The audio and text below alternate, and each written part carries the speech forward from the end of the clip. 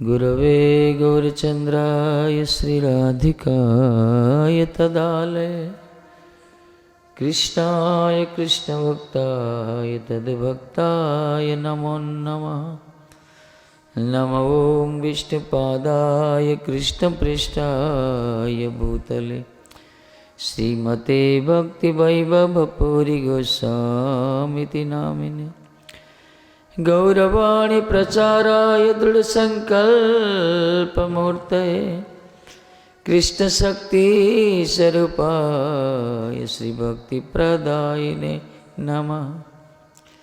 नमो विष्णुपादाय कृष्णपृष्ठाय भूतले श्रीमते भक्तिसिद्धान्त सरस्वती नाम।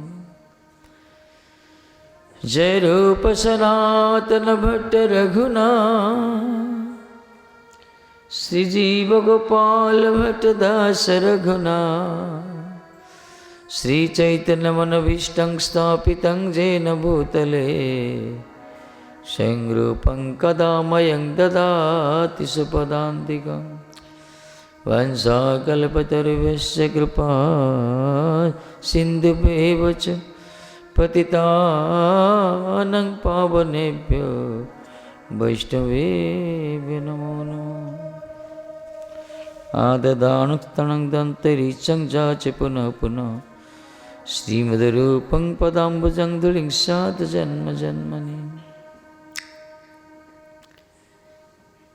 आजानुलम्बितभुज कनकवदात संकीर्तनैकपीतर कमलायताख्य विश्वम्भरौ द्विजभरौ जगद्धर्मपालो वन्दे जगत्प्रियकरौ करुणावतारो।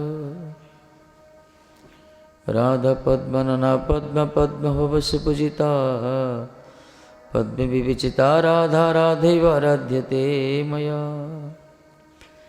हे कृष्ण करुणा सिंधु दीनबंधु जगत्पते गोपेश गोपिका कंठ राधा कंठ नमस्तुते।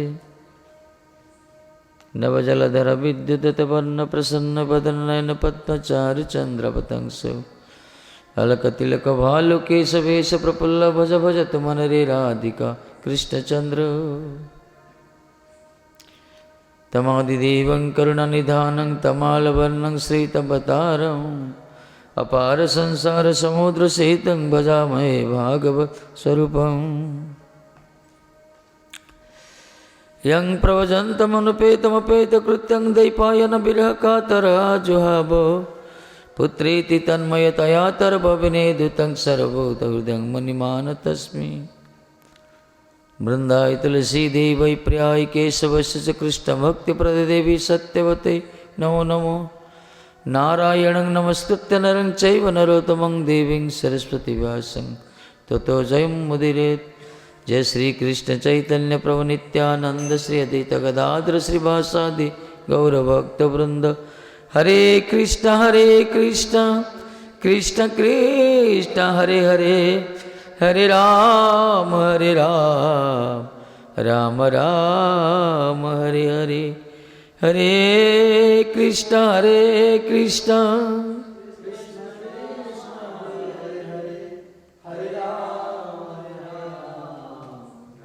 राम हरे हरे।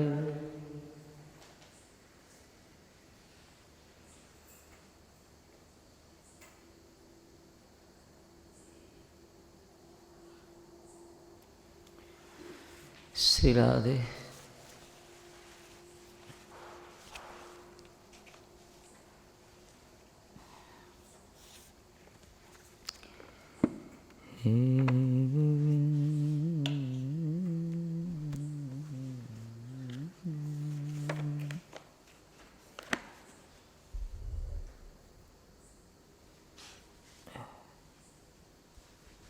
ठंडा लो ठंडा।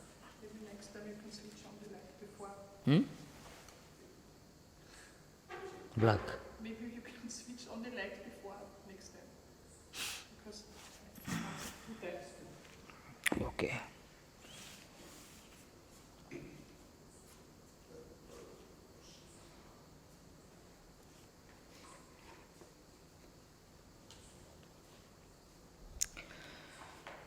पदापि जीवतिं भिक्युर्न स्पृशेत् दारवीमपि स्पृशन् करीव बध्येत करिण्या अंगसंगतः स्पृशन् करीव बध्येत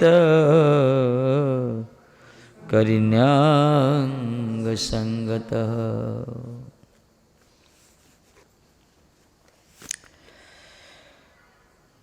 पदापि जीवतिं भिक्खु न स्पृश्यत दारवीम् अपि। स्पर्श आसक्ति नाश हेतु रीति गजाचिक्षित मित्याह।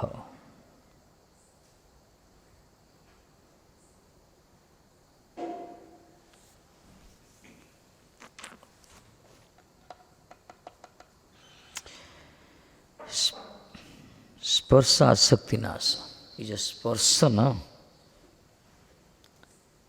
स्पर्श प्रति जो मान बेसी आसक्तिचित होउछन्ति प्रकृति स्पर्श प्रति तंगर विनाश होता है। विशेष करी जो माने मुनि को अगला भिक्खु मुनि ही पदा पादेन अपि दारविं काष्टम मयि अपि जीवतिं न स्पृशेत्।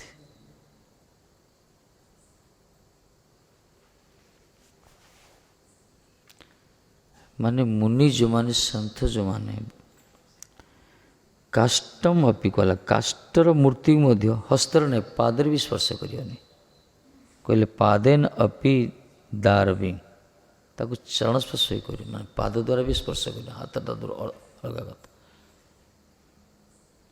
हस्तर स्पर्श कले कौन न हो। अपि जीवतिं न स्पृश्यति स्पृशन् यदि स्पृशति तदा अंग संगतः तदंग संगात करिण्या करी इव माने हाथी बध्यते गज यथा करिणी प्रदर्श्य निखातोत्तणादि पिहित गर्ते निपात्य बध्यते तथा विषय गर्ते निपात्य बध्यते इति अर्थ। हाथीटा को जो पर रखा थी माई हाथीटा को गोटे गर्त भितर से माई हाथी प्रति करी प्रति लोभान्वित हो आसक्त चित गजराज जो पर आसे तो स्पर्श कर लालस से गर्त भितर से पड़ जाए। से प्रकार मुनि संत जो माने से माने कौन स्त्री यदि स्पर्श करती आसक्ति चते संसार दशा प्राप्त होती। मुनि काष्टमय श्रीमूर्ति दर्शन करिले पद द्वारा ताके स्पर्श करें ना पद द्वारा मत स्पर्श करनी जेहेतु श्रीमूर्ति स्पर्श तद्य अंग संसर्गवशतः करिणी कर्तृक प्रलोभित हस्तिर नाय विषय गर्ते पतित बद्ध होते हुए स्पर्श सुख प्रकार एथि निवृत्त हवा दरकार। जो माने भजन कर महात्मा जो माने आसक्त जदि हो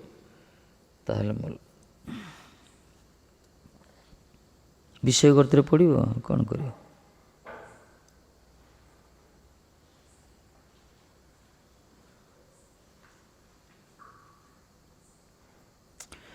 कहले स्पर्श विषय आसक्ति नाशर कारण स्पर्श विषय जो आसक्ति होती विनाश होता है।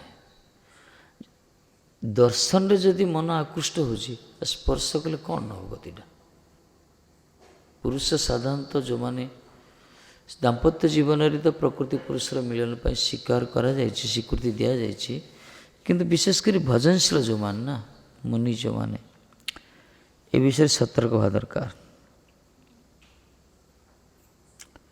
स्पर्श विषय आसक्ति नाशर कारण या हस्तीर निकट शिक्षा करियो हाथी पाखर शिखले गजर हस्ती पाखर भ्रमर पाखु शिखिले मक्षिका पाखु शिखिले अजगर पाखु शिखिं बर्तमान हाथी पाखु शिखुं हाथी बिचारे कौन कर बिचारा स्पर्श सुख आसक्त ही जाए।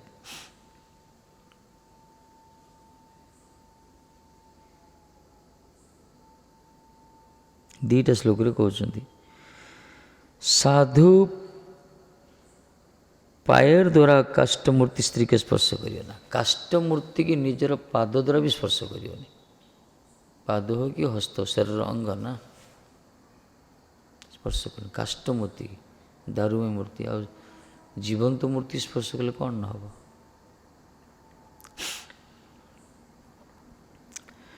कले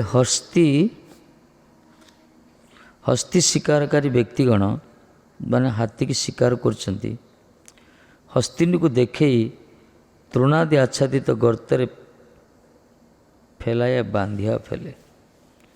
से गोटे हस्तीटा को देखे हस्तिनीटा को देखे हस्तिनी देखी से लोभ हो आसो आसिले गोटे गर्त करते से गर्त पर सब तृण घास बिछे देते से गर्त से पड़ज पड़गले पोषा मनइबे शिकार करिए से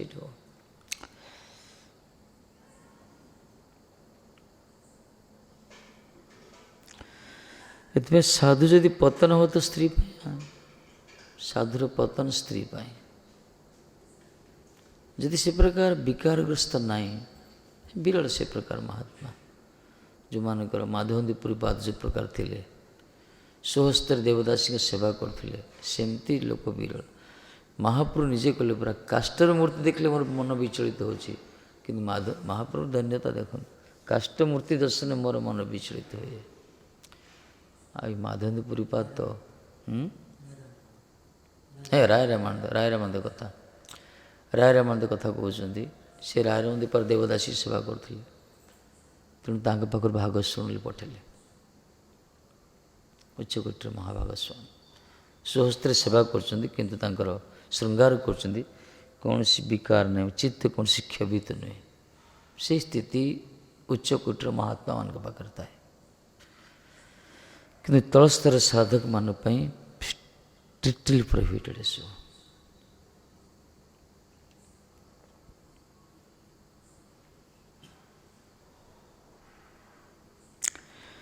कहले वन्य हस्ती संग्रह जे कौशल अवलंबित हुए से देखा जाए जे हस्तिनी पठे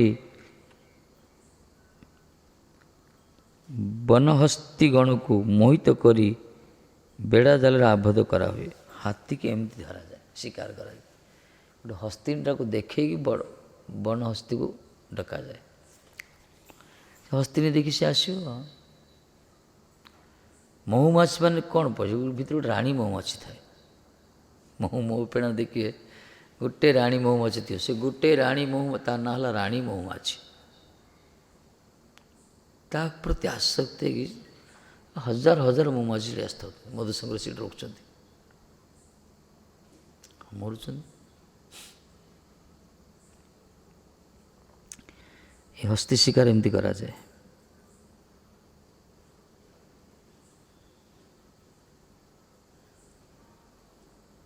बेड़ा जाल आबद्ध होता जाल आबद्ध करदे हस्तीटा को देखे देखे सब बड़ पावरफुल ये जो भगवान का विधान ना जन को वशीभूत कर सूत्र प्रयोग दरकार ये चैतन्य भागवत बहुत लीला अच्छे ना हरिदास ठाकुर भजन को नष्ट करने जमीदार पठेला गोटे ना लक्ष्यर नाम गोटे बेश्याटा पठे कहीं से जाने साधु को पतन कर गोटे स्त्री ही आवश्यक ये दुष्ट दुर्बुद्धि परायण लोक मान विचारी किंतु हरिदास ठाकुर तो उच्चकोटीर महाभागवत जहाँ पाखर स्वयं मायादेवी दीक्षित होते बरं से बीट पी आसिले सी मोहित हो गला आंकरी प्रभाव आंकरी भजन पर सी परिवर्तित हो गले बड़ बड़ वैष्णव देखा गले शेष में।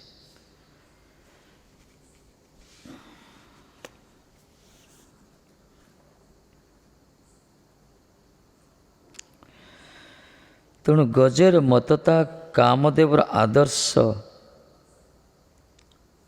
गजेर मतता कामवानेर आदर्श अर्थात मतहस्ती हस्तिनी गणस क्रीड़ा शक्त है। गज गजराज कौन करे कामनार प्रतिष्ठ ही से मत हस्ती हस्तिनी गण को से क्रीड़ा करे से हस्तिनी मान सहित क्रीड़ा कर कहीं तार से इंद्रिय सुख आस्वादन करता है किंतु बुद्धिमान जो माने कामिनी रसने उक्त आदर्श विपरीत भाव ग्रहण करने हम बुद्धिमान माने एक कामिनी रसर विपरीत भाव ग्रहण करे ए प्रकार आस्वादन करें इंसान के भागे कहीं सर विनाश अच्छे गज की प्रकार काम बाण रे मत्तता तारा से कामासक्त ही सी हस्तिन मान सहित क्रीड़ा करे से आसक्त हुए मरे से कि बुद्धिमान मैंने यही प्रकार इंद्रिय लोलुप हुए से निजक संजत रखि था से निजर विनाश को स्वागत करते से विशेषकर भक्त जो माने से भजन बाधा जोड़ी से बंद करिया दरकार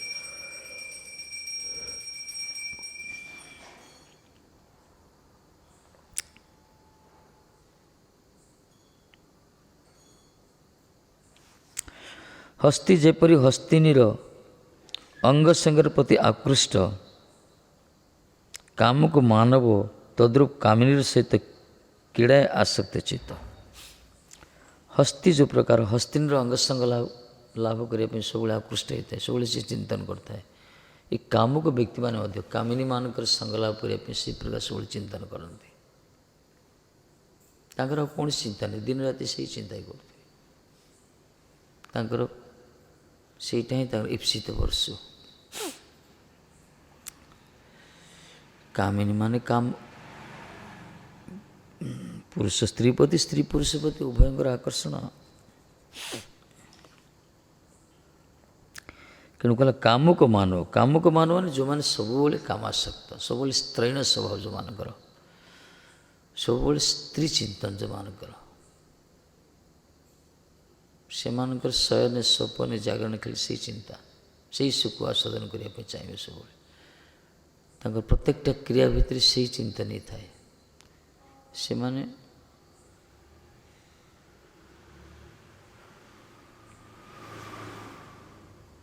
आसक्त चित्त सुतरां कौन सी प्रकार छलनार स्त्री दर्शन एपरिक मानस स्त्री चिंता सर्वतः वर्जन हुआ दर्शन कथा स्पर्श दूर था दर्शन दूर तो मानस चिंता करनी पड़े केत बड़ स्थिति देख मन भी चिंता करनी ब्रजे राधाकृष्ण मानस से भी हाँ भगवत चिंतन जो मानकर होनी स्वयं चिंता करते विशेषकर जो मानकर मनरु भोगवासना दूरीभूत न होइछि से माने अध्यक्ष जो वस्तुंकर सेवारे यथार्थ रूप नियुक्त हो पारे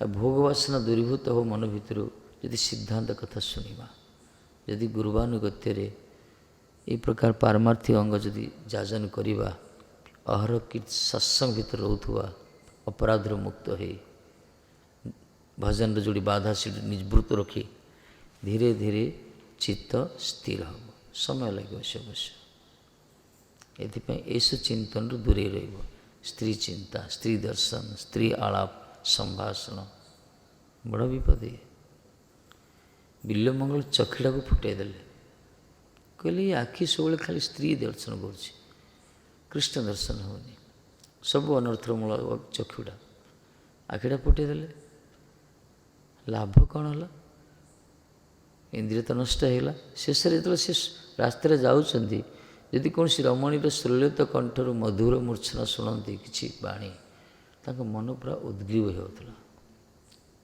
मन पूरा उच्चाटन होता शुणापी हृत्कर्ण होते शुणापी इच्छा ही होता दर्शन जो सुख मिलूला ताठू आहरी अधिक सुख मिला से रमणी मानकर कंठर ध्वनि की शुणापी एत मारात्मक ये माने आसक्त देख से विचार कले केतुटा इंद्रिय को नष्ट करी यही प्रकार भगवान को चिंतन शरणागत से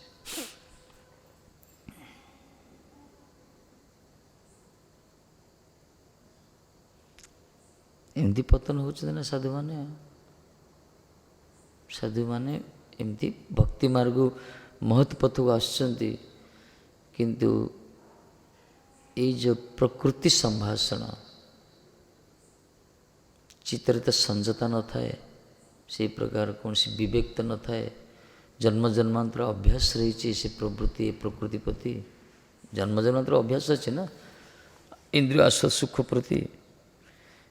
ଆଉ ସେସବୁ ଯଦି ମିଳିଯାଏ, ସେଥିରେ ମନ ଶୁଦ୍ଧତା ଯଦି ନଥିବ, ଧୀରେ ଧୀରେ ଧୀରେ ଆକର୍ଷିତ ହୋଇଯିବ, ସେଥିରେ ବିନାଶ ହେଇଯାଏ, ସେ ନିଜ ସ୍ଥିତି ମଧ୍ୟ ଭୁଲିଯାଏ ସେ।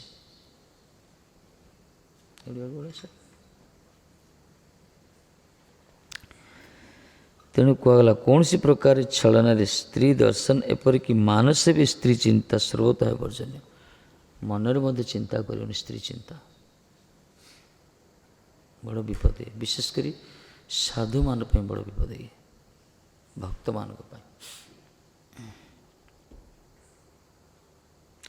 ଅତଏବ ଅଷ୍ଟ ପ୍ରକାର ସ୍ତ୍ରୀ ସଙ୍ଗ କ'ଣ ପ୍ରକାର ବାଞ୍ଛନୀୟ ନୁହେଁ। ସ୍ତ୍ରୀ ସଙ୍ଗ ମାନେ ଅଷ୍ଟ ପ୍ରକାର।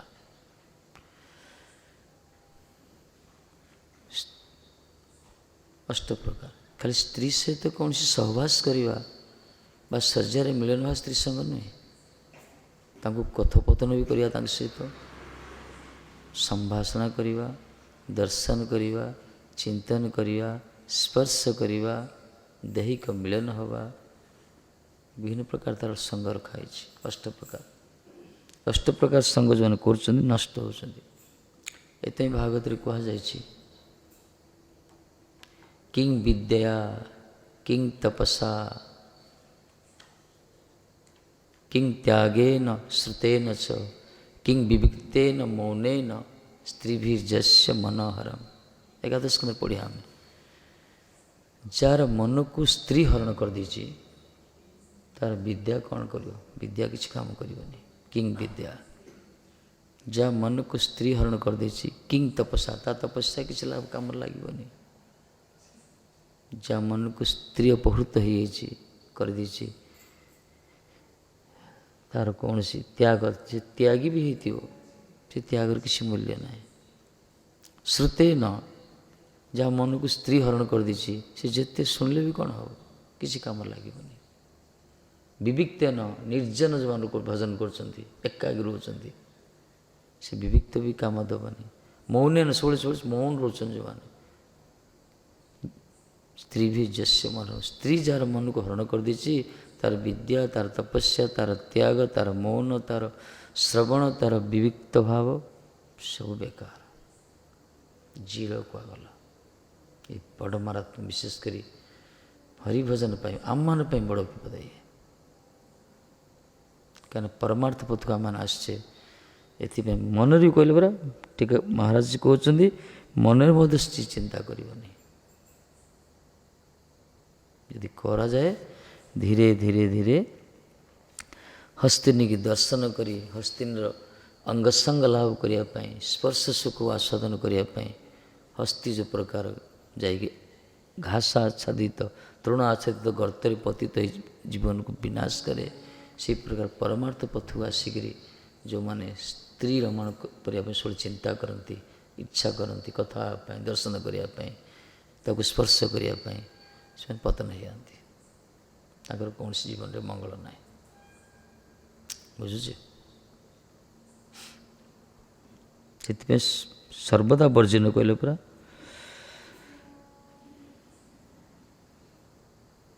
କୌଣସି ପ୍ରକାର ଛଳନା ମଧ୍ୟ ସ୍ତ୍ରୀ ଦର୍ଶନ କରୁଛି, ଛଳନା କରି ଦର୍ଶନ କରୁଛନ୍ତି ଆଜିକାଲି। ଗୋପୀମାନେ ଛଳନା କରିଥିଲେ ଶ୍ୟାମସୁନ୍ଦରକୁ ଦର୍ଶନ କରିବା ପାଇଁ, ତାଙ୍କ ମନ ଭିତରେ କୌଣସି ବିକାର ନଥିଲା। ବିକାରଗ୍ରସ୍ତ ସାଧକ ଯଦି ଦର୍ଶନ କରିବ, ସ୍ପର୍ଶ ଇଏ କରିବ, ଅସୁବିଧା ସେଠି।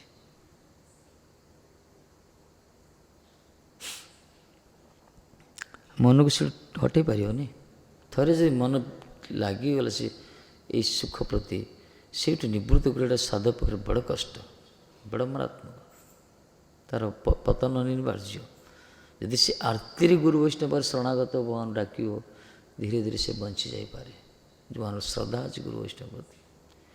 ନହେଲେ ଭାଇ ଖତରନାକ ପତନ ତା'ର। संसार तो ये तैयारी कर संसारटा ये तैयारी कर रसर ही आस्वादन कर संसार सारा जीव आ किसी सुख ना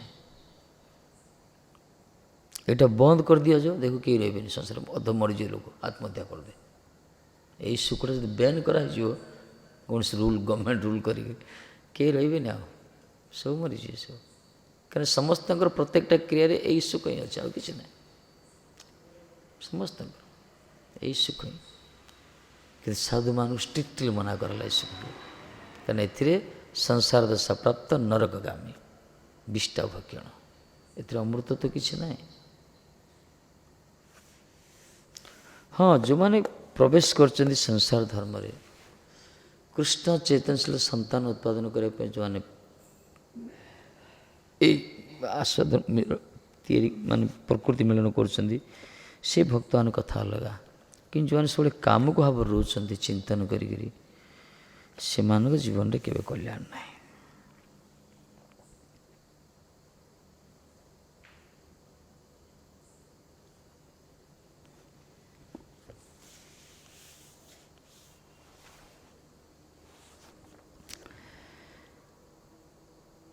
नाधिगच्छत् स्त्रियं प्रज्ञः करहि चिन्मृत्युम् आत्मनः बलाधिक्यै सहन्येत गजैरनैर्गजो यथा बलाधिक्यै सहन्येत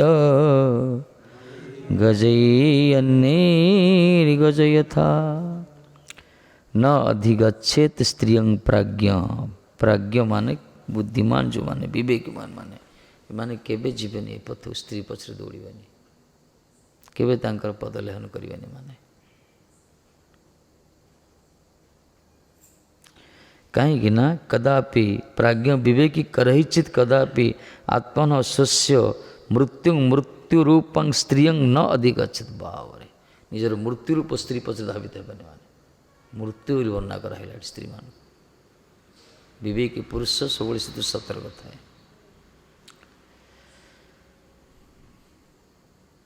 वास्तव सत्य कथा है भागवत महाराज जहाँ कहते पूरा निष्कर्ष कथा है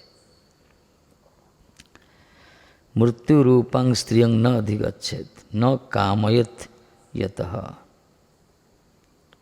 विवेकी पुरुष कखनो मृत्यु तुल्य नारीर संसर्ग प्रार्थना करें ना संसर्ग जाओ कहला माने ता सहित मिलन करी जो इंद्रिय सुख आसे यही पर हाँ जदि शुद्ध चिंतन अच्छी दर्शन कल अलग कथा सी वैष्णवचित व्यवहार अलग कथा कि स्पर्श करी ता सहित सहवास करी तिकीड़ा करी गोटे इंद्रिय सुख आस्वादन करने मन भितर यदि से संकल्प आसी विवेक पुरुष निवृत्त हम से मृत्यु सीरियस कर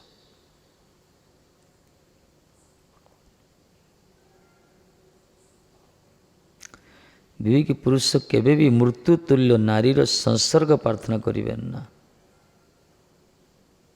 जेहेतु कहीं ना बलाधिक्य सहन्यत कहगला अन्य अपरे गजई बलाधिक्य हस्ति गज यथा बध्यन्यते तथा माने बलाधिक्य हस्ति कर्तुक अपर हस्तिर न्याय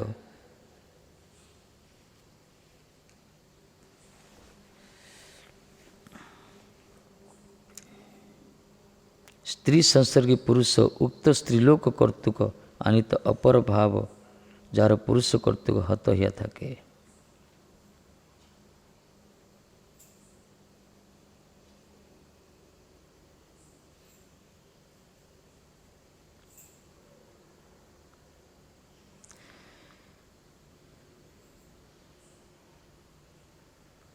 स्त्री संसर्गी पुरुष जो माने स्त्री रमण करती से कौन करती स्त्रीलोक कर्तुक आनित अपर जार पुरुष कर्तुक हत हो जाती फाइट हुए से झगड़ा हुए केते नीति सामने बस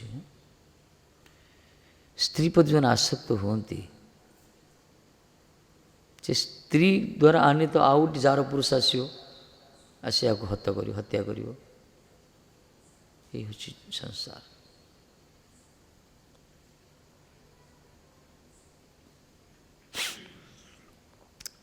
विवेकी पुरुष कखनो मृत्युतुल्य नारीर संसर्ग प्रार्थना करेंगे नहीं, जेहेतु बल अधिक हस्ती कर्तुक अपर हस्तीर न्याय स्त्री संसर्गी पुरुष उक्त स्त्रीलोक कर्तुक आनित अपर जार पुरुष कर्तुक हत या থাকে। हस्तिनी की प्राप्त होगा हाथी मान के भीतर फाइट चले, जार बल अधिक तो से प्राप्त हो। जो मैंने जी जाइए सीट रही सब पड़ी माड़ खाइबे सब।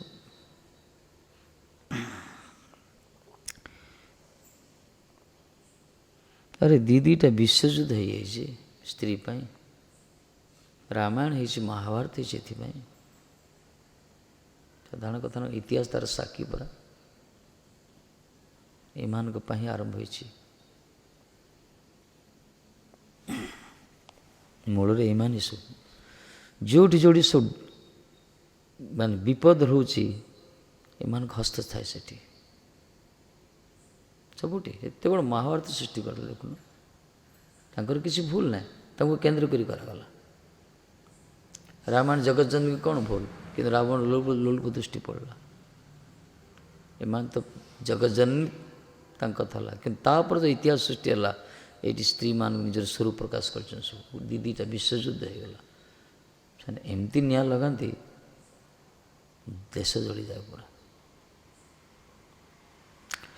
मातृस्वरूप ठीक अच्छी किंतु से प्रकार स्वभाव जो मान पास से वंदनीय पूजनीय कि से स्वभाव जो मान करने जो मान अन्य स्वभाव रही सब से दूरे रहा दरकार। गोटे मंथरा खल लगेदेला ना रामायण गोटे मंथरा खल बाहर करला पूरा रामजी रखिले से गोटे मंथरा एमती खल लगेला वनवास पठेदेला पूरा। अवश्य भगवान की इच्छा है से बना नहीं ठाकुर जी की इच्छा।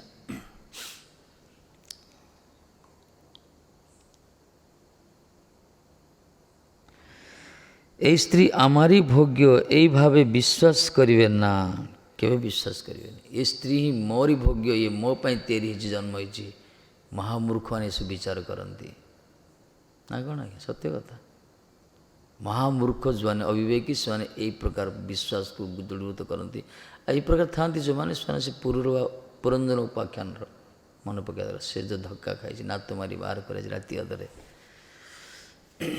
गुलाम हो जाती मैंने पदलेहन करते आसक्त चित्त है क्रीडन को क्रीड़ा मुर्ग हो जाती पूरा।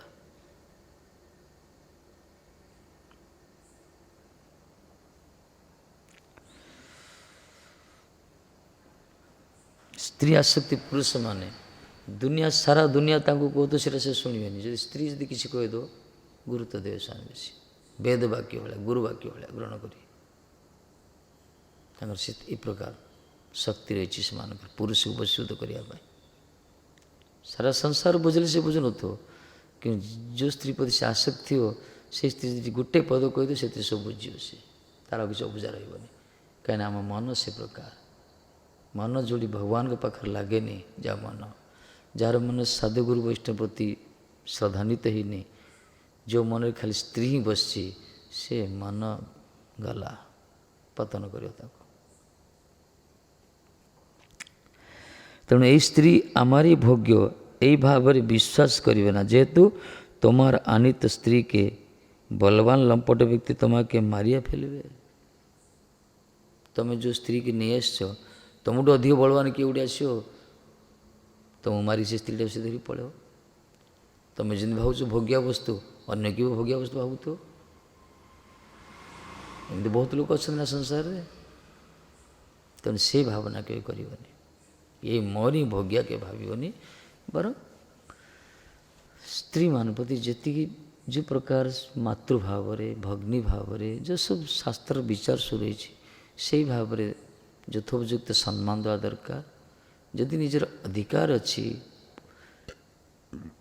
वैदिक रीति जदि विवाह संपन्न होती ସେମାନଙ୍କ ସହିତ ରତି କ୍ରୀଡ଼ା କରିବାର ବି ସିଏ ବି ଗୋଟେ ନୀତି ନିୟମ ଭିତରେ ଶୃଙ୍ଖଳିତ ଭାବରେ କରାଯାଏ। ସେ ବି କୌଣସି ଅମର୍ଯ୍ୟାଦା ଭାବରେ କରାଯାଏନି, ଅବୈଦିକ ଅନୈତିକ ଭାବରେ।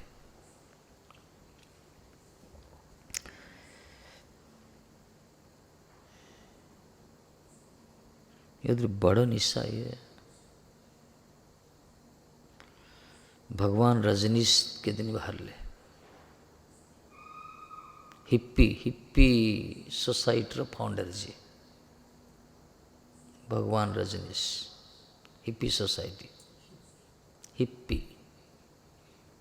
से हूँ जे दिन बंच सुखरे बंच खाली आल्कोहल ड्रग्स सेवन कर स्त्री संग कर यहाँ ही तांकर फिलोसफी आउ किसी ना सी गोटे बाहर भगवान से भगवान रजनीश ना दिहला भगवान बोली भगवान तो नहीं देते से सारा विश्व में छाई करदे सी कहीं लोक दरकार यहाँ लोक ही चाहते कि इंद्रिय सुख गोटे स्त्री स्पर्श से बहुत हजार हजार लक्ष लोक तार अनुगत्य हेले तार शिष्य हो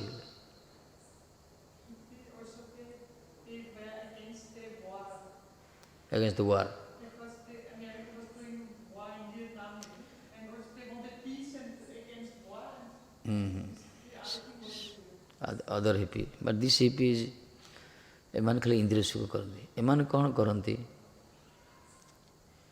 डार्क लाइट पूरा 0 आवर लाइट लगे एमान सब भितर सब ड्रिंक करेंगे खाली नृत्य कर जाक स्पर्श कर नृत्य कल यही चल एमान के दिन धरा पड़े जेल गले माड़ खेल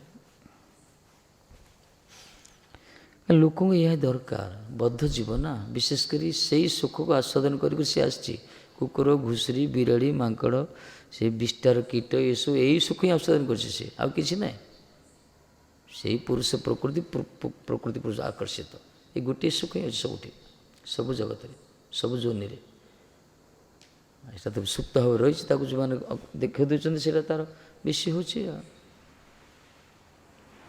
जोड़े पथ बंद करा से पथ लोक संख्या कम देखना गौड़िया मठर के जन अच्छा कम ये सब ये व्यवस्था कराई बहुत मेम्बर हो से प्रकार जो व्यवस्था करा इंद्रिय सुख बहुत मेम्बर हो अभाव चली ये सब शून्य स्थान ही अच्छे कि जो मान संस्कार जो मानकर आत्मकल्याण विचार रही जो माने जन्म जन्मांतर दुख को अनुभव कर संसार को निकट देखी तत्व तो विश्लेषण कर पथरे पड़ी रोचते भजन कर कल्याण हो जो मान से सद्बुद्धि अभाव जो मान प्रति गुरु वैष्णव कृपा ना जो मान खाली इंद्रिय सुख ढाई तात्कालिक सुख गुरु बेसी भाव चिंतन कर भाया महामूर्ख कहीं ना पथच्युत होती से मरुंच केते कथा कहले मक्षिका भी से प्रकार भ्रमर भी से प्रकार आसक्त रे महुमाछी भी से प्रकार आसक्त है राणी महुमाछी प्रति आसक्त ही दौरान आस गोटे राणी महुमाछी थी तापाई लगुन सब हजार हजार सी भितर दिन सारा परिश्रम कर दौरान परिश्रम कर आसे देखीदे मन खुश महामूर्ख से आस दिन सारा संग्रह कर खाइबनी शेष जीवनटा नष्ट हो संसार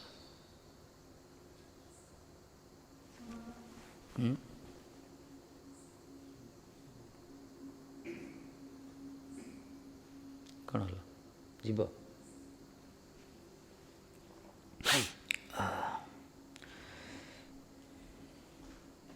बर्तमान शेष कहले कहार हस्ती हस्तिनी की देखे जो प्रकार शिकारी माने हस्ती शिकार करती तद्रूप ये प्रकार पुरुष मानकर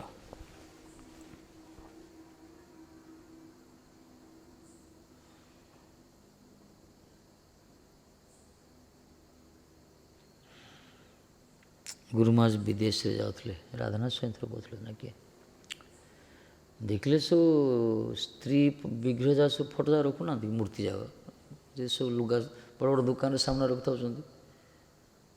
माज लुगा गोटे पक लुगा गोटे भल ना केड़े अच्छा मान ये प्रकार अश्लील चित्र जो प्रदर्शन करा पुरुष मैंने कहीं आकर्षित है आज हम लोग पाखंड शुणीचे किसी समय ବାସ୍ ଗୋଟେ ବିଟପି ସହିତ ମଦ୍ୟାସକ୍ତ କାମାସକ୍ତ ପୁରୁଷର ଯେଉଁ ଅଶ୍ଳୀଳ ଭାବ ଆଦାନ ପ୍ରଦାନକୁ ଦର୍ଶନ କରି ଏତେ ବଡ଼ ବାଗ୍ମିତା ପୁରୁଷ, ବ୍ରାହ୍ମଣ କୁଳୋଦ୍ଭୂତ, ସଂସ୍କାର ଥିଲା, ବିଦ୍ୱାନ, ସବୁ ଭୁଲିଗଲେ।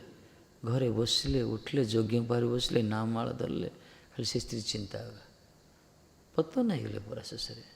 ଶେଷରେ ଘର ଛାଡ଼ିକି ପଳେଇଲେ, ତା ପାଖେ ଯାଇ ରହିଲେ। କେତେ ମାରାତ୍ମା ଦେଖ। ଏମିତି ପଳାଉଛନ୍ତି ନା ସାଧୁ ସଙ୍ଗ ଛାଡ଼ି ମଧ୍ୟ ବହୁତ ଏମିତି ଗୁରୁକୁ ମଧ୍ୟ ଛାଡ଼ିକି ପଳାଉଛନ୍ତି।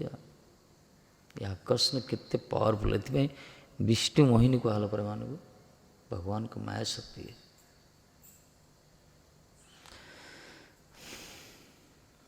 ମାନେ ତ ଏମିତି ମନ୍ତ୍ର ଦେଇଦେବେ, ସେ ମନ୍ତ୍ର ତ ଗୁରୁ ମନ୍ତ୍ର ବି ଫେଲ୍ ମାରିବ। ସତ କଥା, ଗୁରୁ ମନ୍ତ୍ର ବି ଫେଲ୍ ମାରିବ। ଗୁରୁର ମନ୍ତ୍ର ପାୱାର ନାହିଁ ଭାବିବ, ତାଙ୍କ ମନ୍ତ୍ରରେ ବହୁତ ପାୱାର ଅଛି। ଏଇ ହେଉଛି ମନକୁ ସେମାନେ ଆକର୍ଷିତ କରନ୍ତି। ତାଙ୍କର ହସ, ତାଙ୍କର ଚାହାଣୀ, ତାଙ୍କର ବାସ୍ ରୋଦନ, କାନ୍ଦି ପକେଇ ଅଭିନୟ ରୋଲ୍ ବି ବହୁତ କରନ୍ତି ସେମାନେ ଜଣକୁ ଆକର୍ଷିତ କରିବା ପାଇଁ। ଜାଣିବା ଦରକାର ଏସବୁ। ଜାଣିଲେ ହିଁ ଜଣେ ସତର୍କ ହେଇପାରିବ। ବିଶେଷ କରି ସାଧକ ନା ମାନେ ଭଜନ କରିବା ପାଇଁ ଆସିଛେ, ନିହାତି ଦରକାର, ଶିଖିବା ଦରକାର। ଭଜନ କରୁ କି ନ କରୁ ସଂସାର ମଧ୍ୟ ସମସ୍ତ ପାଇଁ ଶିକ୍ଷଣ। ଇଏ ତେଣୁ ଆବଶ୍ୟକ ଯେତିକି ସେତିକି ସେ ଭାବରେ, ଯଦି ଚିତ୍ତ ଶୁଦ୍ଧ ଅଛି, ବିଶୁଦ୍ଧ ଚିତ୍ତ ଅଛି, ମନରେ କୌଣସି ବିକାର ନାହିଁ, ସେ ଅଲଗା କଥା, ସେଠି ମିଳନ ଶୁଦ୍ଧତା ରହିବ। ଯଦି ଚିତ୍ତରେ ଯଦି କୌଣସି ମାଳିନ୍ୟତା ରହିଛି, ତାହେଲେ ସେଠି ଡାକ୍ଟରୀ ଧୂଳି ଅଛି, ସେଠି ଡିଷ୍ଟାନ୍ସ ମେଣ୍ଟେନ୍ସଟା ଦରକାର, ସେଠି ଦୂରତା, ବୁଦ୍ଧିମାନ ତାକୁ କୁହାଗଲା।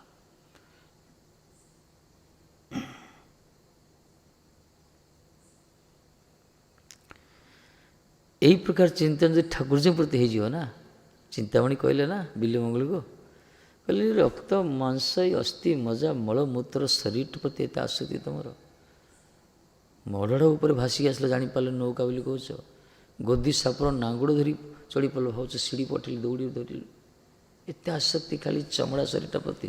ଆରେ ଏଇ ପ୍ରକାର ଆସକ୍ତି ଯଦି ଶ୍ୟାମସୁନ୍ଦର ପ୍ରତି ହେଇଥାନ୍ତା, ମୋର ଦୁନିଆ ଗୋଟେ 1% ଯଦି ହେଇଥାନ୍ତା, ଶତକଡ଼ା 100 ଭାଗରୁ ଭାଗେ ତ ମହାତ୍ମା କହିଥାନ୍ତା ସଂସାର। ଧିକ୍କାର କଲେ ସେ। ତୁଳସୀଦାସ, ସନ୍ଥ ତୁଳସୀଦାସ କଥା, ବିବାହ କରିଛନ୍ତି ସ୍ତ୍ରୀ ପଳି ଶ୍ୱଶୁର ଘରକୁ, ବିଶେଷ କରି ବାପା ଘରକୁ। ଇଏ କୁଆଡ଼ୁ ଫେରିଲେ ଦେଖିଲେ ସ୍ତ୍ରୀ ନାହାନ୍ତି। ସେ ସକାଳେ ପଳେଇଛି, ଆଉ ସନ୍ଧ୍ୟାରେ ରହିପାରିଲେନି, ପଳେଇଲେ ସେଠି। ସେ ଫଟକାରିଲେ ପୁରା, ଗୋଟେ ଲଜ୍ଜା ଲାଗୁନି? ମୁଁ ଗୋଟେ ଦିନେ 2 ଦିନ ପାଇଁ ଆସିଛି, 2 ଦିନ ବିଚ୍ଛେଦ ବିରଳ ହେଇପାରିବନି। ଆରେ ଏଇ ପ୍ରକାର ଚିନ୍ତନ ଠାକୁରଜୀ ପ୍ରତି ହେଇଥାନ୍ତା, ହେଲେ ମହାତ୍ମା ହେଇଗଲେ ସେ ପୁରା।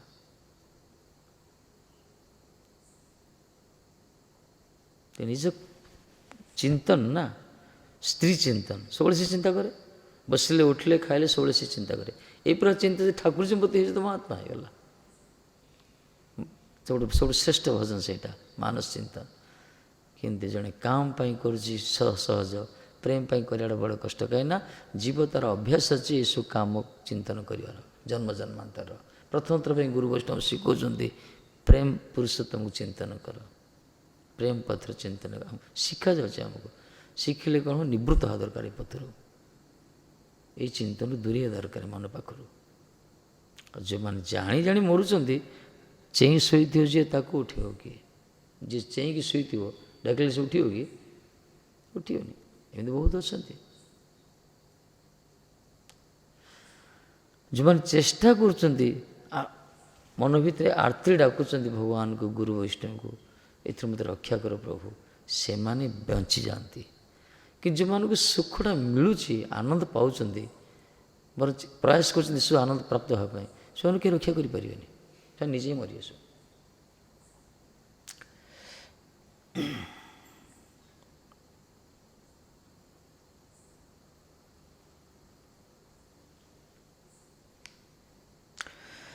न देयं नोपभ्यज्ञाञ्च लुब्धैयदुःखसञ्चितं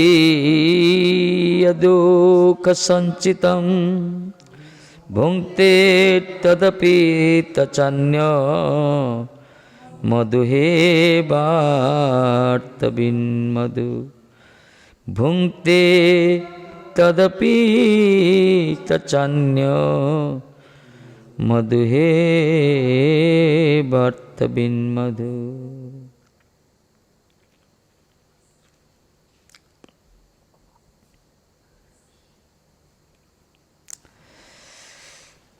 कहले त्याग भोग हीन धन संचय परगामी भवतीति अत्र मधुहा मधुहा गुरुरित्याह।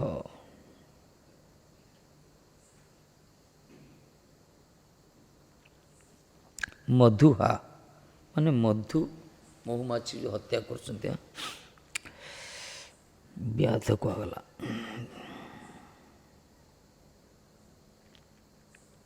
से कौन करे लुब्ध ही त्याग भोगहीन धन संचय परगामी भवती अर्थ मधुआ।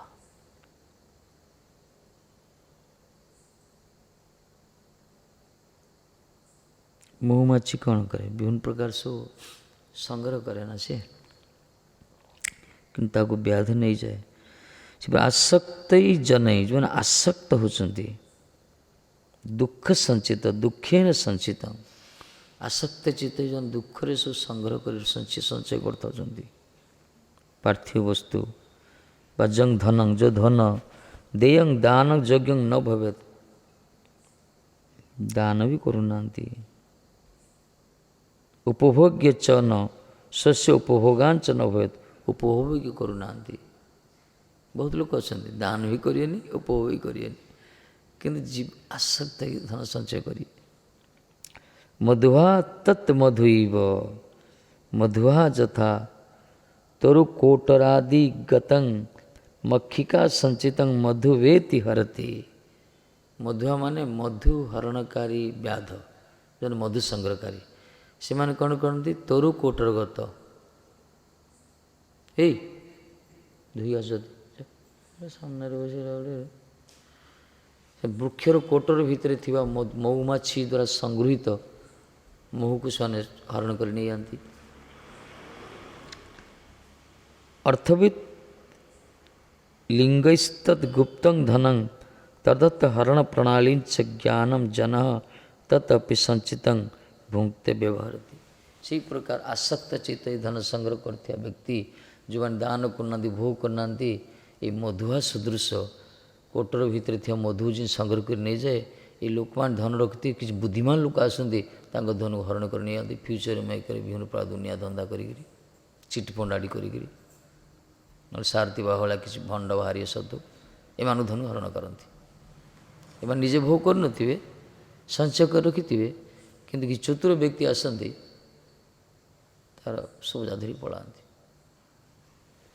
ये जो पढ़ुन ना चिटफंड चक्कर पढ़ुं ठक भगवान के चक्कर पढ़ुं।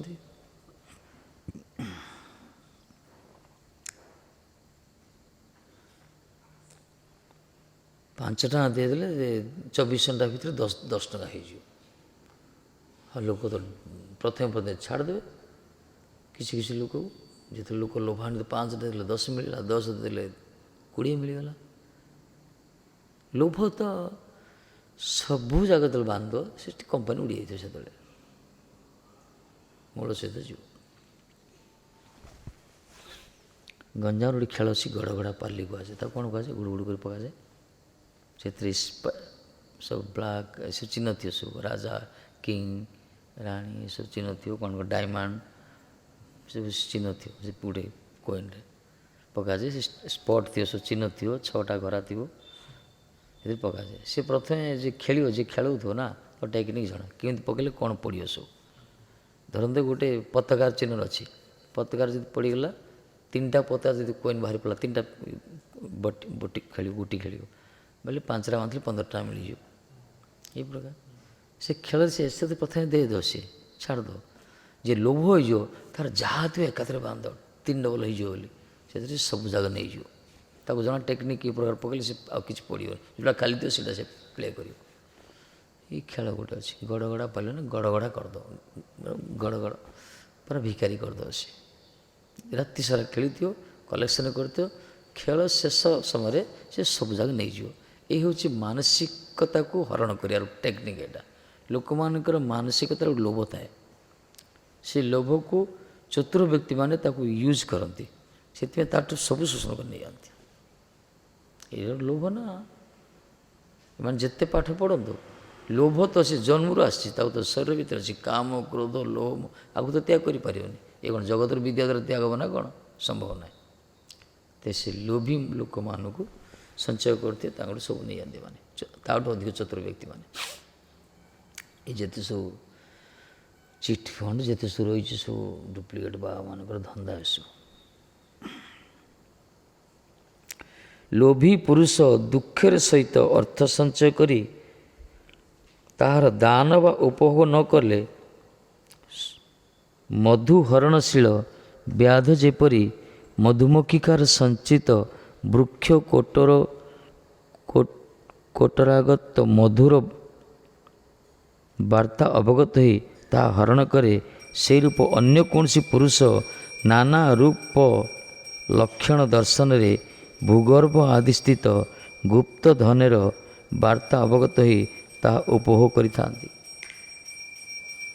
मधुआ माने मधुहरणकारी व्यक्ति जो प्रकार मधुमक्खी माने कष्ट स्वीकार करी भोग न करी से जो मधु संग्रह करी गुप्त रखी था वृक्ष कोटर भितर पत्थर गुंपा भितर ये मधुहरणकारी व्यक्ति कौन करे से खबर पाई जाए से भितर से सब हरण कर नहीं जाए। से प्रकार किसी लोग उपभोग न करी दान न करी लुचेक रखी था धन जाग किसी व्यक्ति चतुर व्यक्ति धरण नहीं होती किसी ना आजिकल जो प्रकार आम विजिलेंस वाला पछरे पड़ी होती धरुंच कार पाइखाना टाँकी बाहर कार पाइप भर बाहर कार खट माटी तलू बाहर सब धरा पड़ ना आय बहिर्भूत संपत्ति देखिले एम स्क्वाड लगी जाऊँ पूरा एम तो नहीं गवर्नमेंट दौर से अलग कथा किंतु आउर कि बुद्धिमान लोक अच्छा जो मैंने पूरा हरण कर नहीं जाती हो आजिकल फोन आसे नंबर आसे से बैंक वाला सब सतर्क करुँच मुझक बैंक रू कह मैनेजर कह ये कह आप बैंक एटीएम हैंग हो ये ब्लॉक हो ओटीपीटा पठातु मूर्खता दे दिखती टाँग सब माइनस होती सेपटे किसी नथियो जीरो अकाउंट।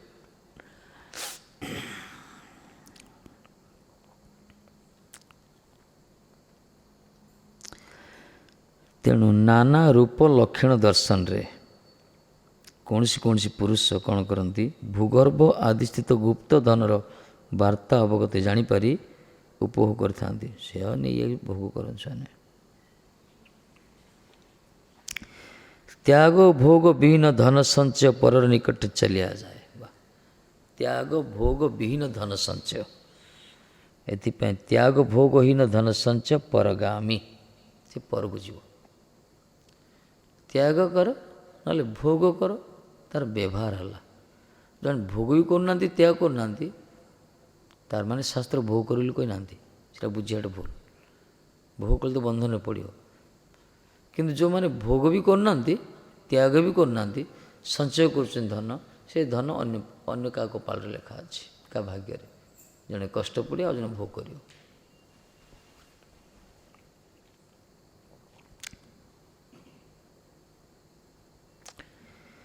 एथिरे मधु संग्रहकारी आमार गुरु मधु संग्रहकारी जो व्याध कहगला ताकू गुरु कले कहीं सी खुजी बोलता है ये जो जीवन दिन सारा संग्राम करी भोग न करी दान न करी जो मधुमक्खी माने लुकायित गुप्त स्थान लुचेक रखी था लुकायित हर मधु को ये बिचरा व्याध खुजी बोलता है ताकू हरण करिया तेणु अवधूत महर्षि मधु संग्रहकारी व्यक्ति गुरु करदे कहीं सी को मान पाक धन मधु हरण करुला जो माने जो मधु ही कार सेवार लगुन निजे भोग भी कर से जो धन भोगरे हेनी कि त्यागरे व्यवहार नुहे से धन अन्य मान पाख जीव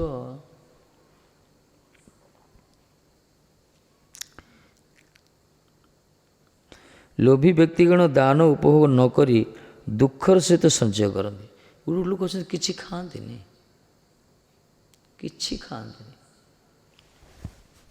ମାନେ ଏତେ କଞ୍ଜୁସ। ଦାନ ବି କରନ୍ତିନି। ଆଉ ଯିଏ ନିଜେ ଖାଉନି ଦାନ କ'ଣ କରିବେ? ଆଉ ସେ କିଛି ଲୋକ ନ ଖାଇ ଦାନ କରୁଛନ୍ତି, ମାନେ ପ୍ରାତଃସ୍ମରଣୀୟ ମହାତ୍ମା, ମାନେ ନିଜେ ଖାଉନାହାନ୍ତି, କାହାକୁ ଦେଉନାହାନ୍ତି, ଜୀବନ ବ୍ୟାପୀ ଖାଲି ସଂଗ୍ରହ, ଧନ ଦେଖି ଦେଖି ମରୁଛନ୍ତି ସେମାନେ।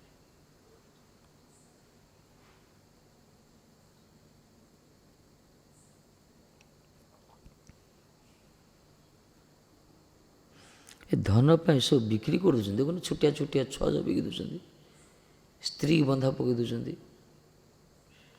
ଏମିତି ଲୋକ ସବୁ ଅଛନ୍ତି ସଂସାରରେ, ପରିବାରକୁ ମଧ୍ୟ ତଳିତଳାନ୍ତ କରୁଛନ୍ତି ଧନ ପାଇଁ।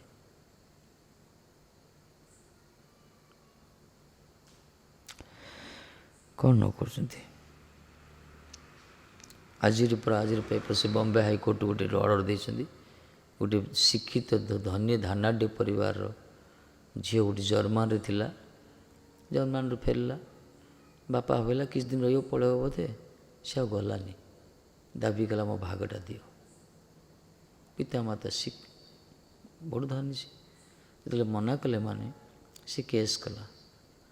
କୋର୍ଟ କିନ୍ତୁ ରାୟ ଦେଲା ବାପା ମାଆଙ୍କ ସପକ୍ଷରେ। ସେ କୋର୍ଟ ଦେଲା ତୁମେ ବାପା ମାଆଙ୍କୁ ଶାନ୍ତିରେ ବଞ୍ଚିବା ପାଇଁ ତୁମେ ନିଜର ବେଡ଼ିଂ ଧରି ଘରୁ ବାହାରି ପଡ଼, ଏଇଆ କହିଲେ। ଠିକ୍ କଥା ଏଇଟା। ତୁମକୁ କିଏ କହିଲା?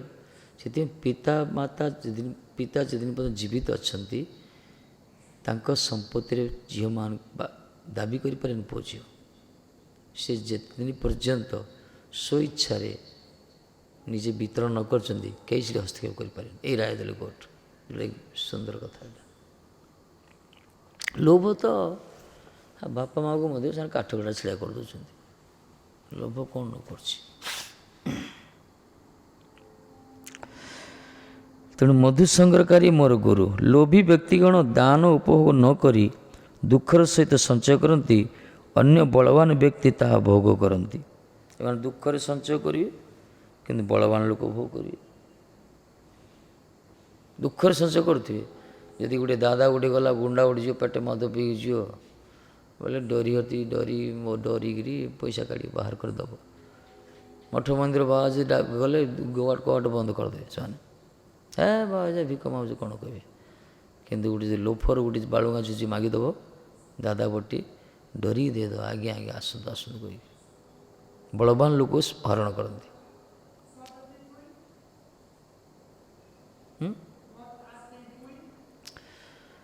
Those are lovi. Those are collecting only money.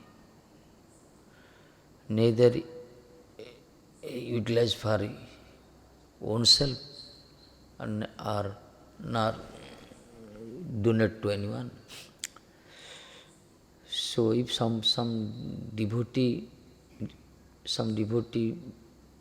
goes and beg something for the spiritual advancement, he will reject. No, I will not give. If some powerful man come, some gunda, rabbara, then he, out of afraid of, he ready to give something. ସେମାନେ ବଳବାନ ଲୋକମାନେ ଯଦି ଆସିବେ ତାଙ୍କୁ ଦେଇଦେବେ, କିନ୍ତୁ ସେମାନେ ଭୋଗ କରନ୍ତିନି, ଦାନ କରନ୍ତିନି।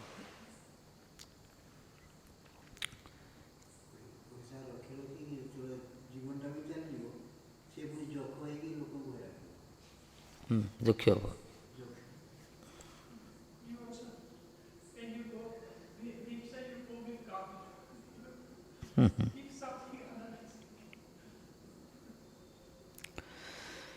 ତେଣୁ ବଳବାନ ବ୍ୟକ୍ତି ତାହା ଭୋଗ କରନ୍ତି, ତାହା କର୍ତ୍ତୃକ ସଞ୍ଚିତ ଅନ୍ୟ ଭୋଗ କରେ। ସେ ନିଜେ ସଞ୍ଚୟ କରିଥିବ ତାକୁ ଭୋଗ କରେ ଅନ୍ୟମାନେ। ଏମିତି ହେଉଛି ବଡ଼ ଆଜିକାଲି ଗାଁ ଗହଳିରେ କମ୍, ପ୍ରାୟ ମେଟ୍ରୋ ବଡ଼ ସିଟିରେ ସବୁ ହେଉଛି। ମାନେ ଜବରଦସ୍ତ ସୁଟ୍ କରିଦେଇ ମାରିଦେଇ କରି ଧନ ଅର୍ପଣ କରୁଛନ୍ତି। କାହା ପୁଅଟାକୁ କିଡ଼ନାପ୍ କରି ନେଇଯିବେ, ତାକୁ ମାରିଦେଇ କହି ଡିମାଣ୍ଡ କରି ଏତେ ଟଙ୍କା ଦିଅ, ଆ ଉପରେ କେତେ ସବୁ ତିଆରି କରା ଏସବୁ। ମହୁମାଛିଗଣ କର୍ତ୍ତୃକ ସଞ୍ଚିତ ମଧୁ ଯେପରି ମଧୁ ସଂଗ୍ରହକାରୀ ଭୋଗ କରନ୍ତି, ସେହି ରୂପ ପ୍ରଶ୍ନ ହୋଇପାରେ, ସୁଗୋପନରେ ରକ୍ଷିତ ଧନ ଅନ୍ୟ କି ରୂପେ ଜାଣି ହରଣ କରିବ? ପ୍ରଶ୍ନ କରିବ, ଯଦି ଗୋପନରେ ରଖା ହେଇଥିବା ଧନଟା ଅନ୍ୟମାନେ କେମିତି ତାକୁ ଜାଣିପାରିବେ, ହରଣ କରିବେ? ଜାଣିଲେ ତ ହରଣ କରିବେ, ଅନ୍ୟମାନେ ଜାଣିବେ କେମିତି? ତାର ଉତ୍ତର କହୁଛନ୍ତି, ଅର୍ଥବାନର ଚିହ୍ନ ଦ୍ୱାରା ଅର୍ଥ ଓ ତା ହରଣ କରିବାର ଉପାୟ ଚୋରଗଣ ଜାଣନ୍ତି। ଅର୍ଥ ଯିଏ ରଖେ ତାର ଲକ୍ଷଣ ଦେଖି ଚୋରମାନେ ଜାଣନ୍ତି ଆ ପାଖରେ ଅର୍ଥ ଅଛି, ତାର ଲକ୍ଷଣ କହିଦେବ। ଯେଉଁମାନେ ଅର୍ଥ ରଖିଥିବେ ତାଙ୍କ ଲକ୍ଷଣ ଦେଖି ଚୋରମାନେ ଜାଣି ଦିଅନ୍ତି।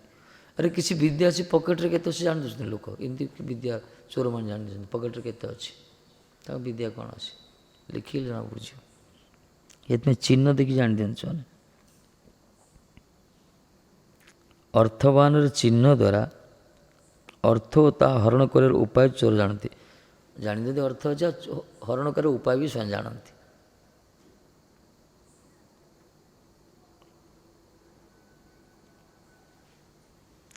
ଯେପରି ମଧୁ ସଂଗ୍ରହକାରୀ ବୃକ୍ଷର କୋଟରେ ସ୍ଥିତ ମଧୁକର ମହୁମାଛିର ଗମନାଗମନ ଦ୍ୱାରା ଜାଣିଥାଏ।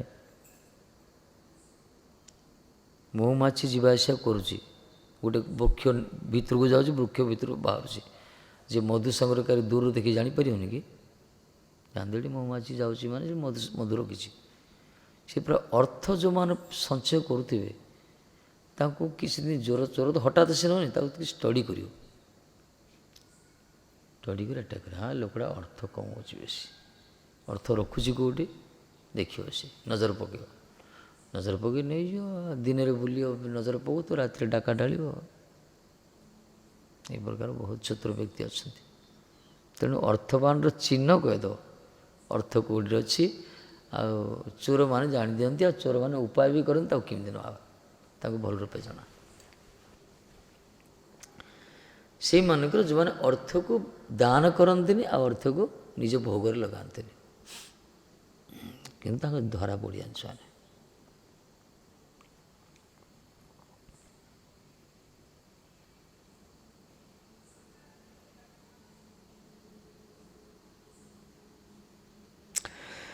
ଭଗବତ ସେବା ବିମୁଖ ବଦ୍ଧ ଜୀବଗଣ ଯେପରି ନିଜର ଭୋଗର ଉପକରଣ ସଂଗ୍ରହ କରି ଅମଙ୍ଗଳରେ ପତିତ ହୁଅନ୍ତି, ମକ୍ଷିକା ଯେପରି ସଞ୍ଚିତ ମଧୁ ଗ୍ରହଣ କରି ମଧୁରେ ଅଟକିଯାଏ ଏବଂ ଅପର ସେହି ସଞ୍ଚିତ ମଧୁ ଭୋଗ କରେ, ତାଦୃଶ ଦୁଃଖରେ ଅବଗାହନ କରିବା ବୁଦ୍ଧିମାନ ବ୍ୟକ୍ତିର ପକ୍ଷେ ଯୁକ୍ତିଯୁକ୍ତ ନୁହେଁ। ଏହା ମଧୁମକ୍ଷିକା ସହିତ ଶିକ୍ଷା ଲାଭ କରା କର୍ତ୍ତବ୍ୟ। କ'ଣ କହିଲେ? ଭଗବତ ସେବା ବିମୁଖ ବଦ୍ଧ ଜୀବଗଣ, ଯେଉଁମାନେ ଭଗବାନଙ୍କ ସେବା କରୁନାହାନ୍ତି, ସଂସାର ଭିତରେ ଆବଦ୍ଧ ହେଇକି ଅଛନ୍ତି, ନିଜର ବାହ୍ୟ ଜଗତ ଭିତରେ,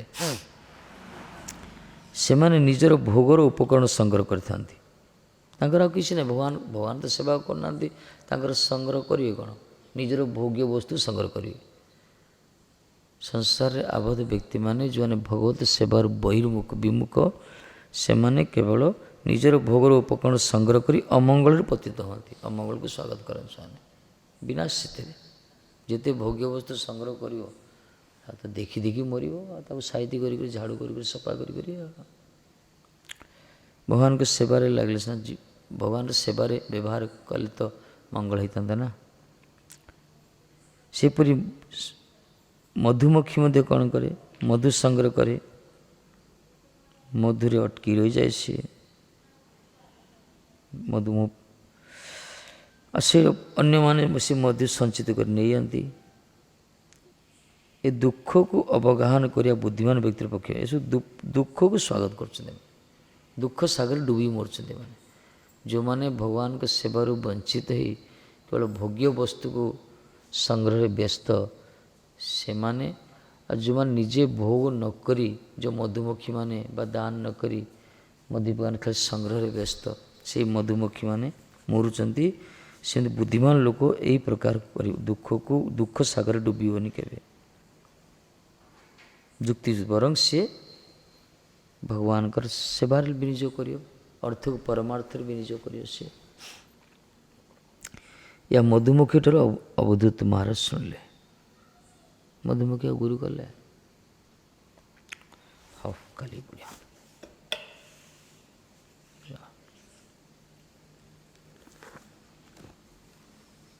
श्री राधे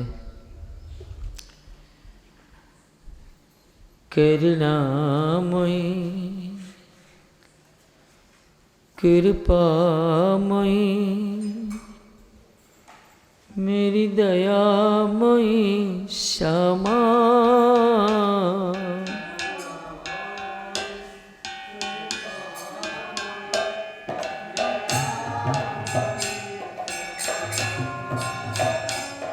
करुणामयी कृपामयी मेरी दयामयी श्यामा,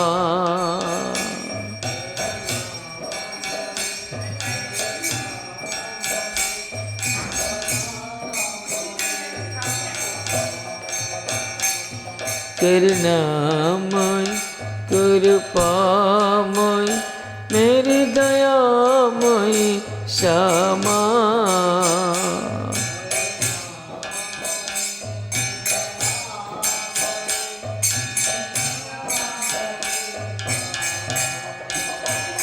हे करुणामयी कृपामयी मेरी दयामयी श्यामा,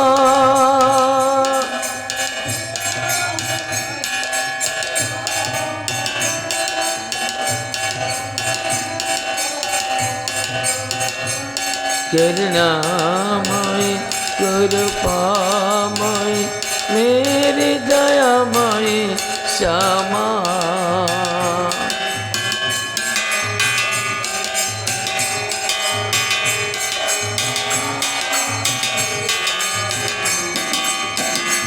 हे करुणामयी कृपामयी,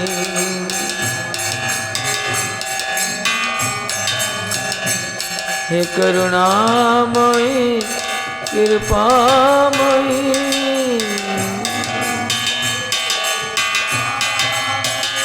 मेरी दयामयी श्यामा,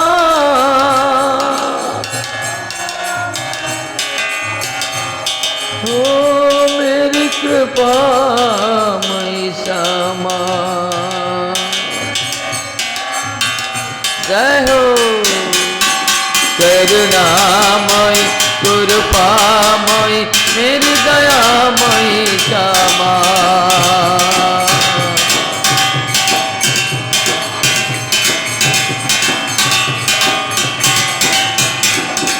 हरे कृष्ण कृष्ण कृष्ण हरे हरे, हरे राम राम राम हरे हरे,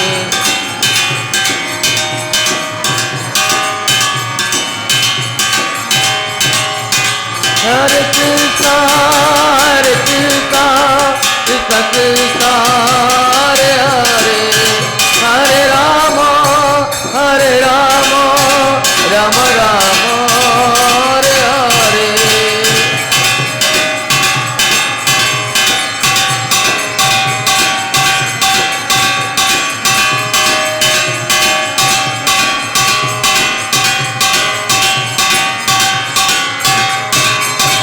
नित्य गौर हरि बोल हरि बोल हरि बोल हरि बोल हरि बोल हरि बोल हरि बोल हरि बोल।